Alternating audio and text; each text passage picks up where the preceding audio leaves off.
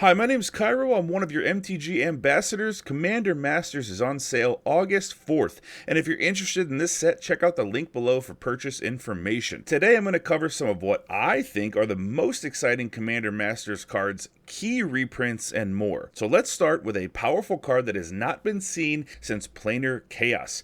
And I'm talking about Imp's Mischief. Now I expect this card to see a lot more play than it does currently, just solely because it'll be more available now. This should also be an absolute bomb in your mono black or commander deck with black in it, maybe 2 or 3 color, when people think that they're safe from counter spells if you're not running blue. Now Commander's a format where huge bomb sorceries can be played quite often at the end of the game, and being able to redirect one of those, a game-winning spell, so they think, from you or from another opponent that you want to keep in the game to somebody you want to take out, is going to be ultra sweet, and I can't wait to play with Imp's Mischief. Another card that really needed a reprint that we're getting in Commander Masters is the Great Henge. Now if you were around in Throne of Eldraine Standard, you know how powerful the Great Henge is, or if you have one from Throne of Eldraine and it's in your commander deck, you know that it can absolutely win games. Any deck that cares about creatures and has green in it, the Great Henge wants to be in that deck. Personally, I'm playing the Great Henge in basically all of my commander decks that are green and that are creature focused. Some other really sweet cards. This is a full cycle. Deflecting Swat and the Cycle of Ikoria free spells are massively good in Commander. The green one being probably the worst of them, but still a good include.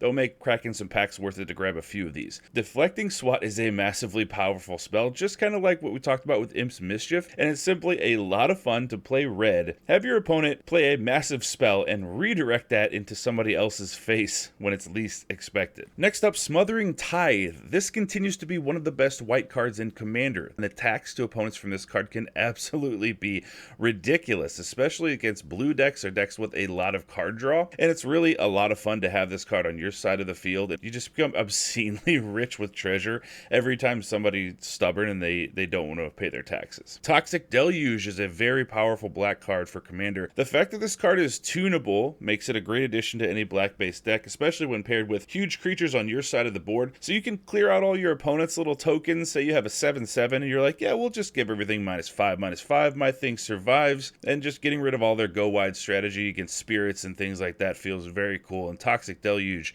is going to be a nice reprint in this set. We are also getting Cyclonic Rift, a massively powerful one-sided, you could call it a board wipe, essentially it's a board bounce, but the fact that it's one-sided can be obscene later in the game when you overload it. Players have been wanting Cyclonic Rift reprints forever, and I think they'll always be welcome in Master sets especially. Blue decks love it, it's not hard to see why. Soon Quan, Lord of Wu, is a card that has not seen a mainstream printing since Portal 3 Kingdoms. That was all the way back in 1999. This set was not widely printed at all, meaning Soon Quan was very hard to get a hold of if you wanted to play it competitively.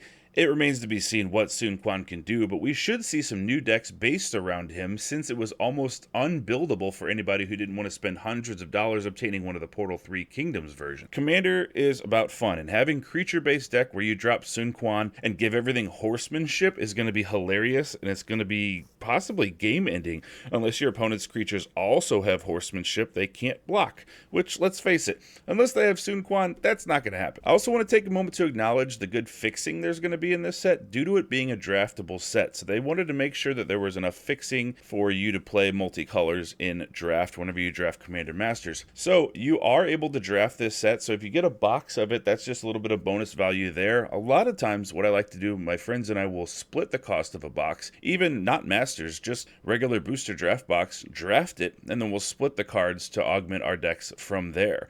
And Commander Masters does command a bit of a higher price, it's true, but it's a good route to go if you want maximum value from the box. The main thing I want to say here is the Medallion Cycle. These cards typically have both a lower floor and a higher ceiling than most mana rocks, meaning they're going to be much better than, say, an Arcane Signet in some decks, while being worse in others. If you're running a mono, 2-color, or 3-color deck where most of your cards do have some colorless mana in the cost, say, 2 or 3, medallions are going to be super sweet, especially when you can multi-spell in a single turn, since you're effectively getting a discount of 2 or 3 mana, and it's going to be cumulative, where even a Soul Ring, even though Soul Ring is amazing, can only ever provide a maximum of 2 mana. I'm just saying in certain decks, these medallions are going to run wild, and we're getting a full cycle of these. The medallion set has not seen a printing since 2014, meaning if you want them, there's a bit of a scarcity right now, which Wizards of the Coast seems to be trying to fix a lot with these cards. It's going to have some really good staples for Commander, and I think it's going to have something for everybody. And the fact that it's draftable means you can draft it first, get some game nights out of it with friends, and then pick your cards and add them to your Commander decks later.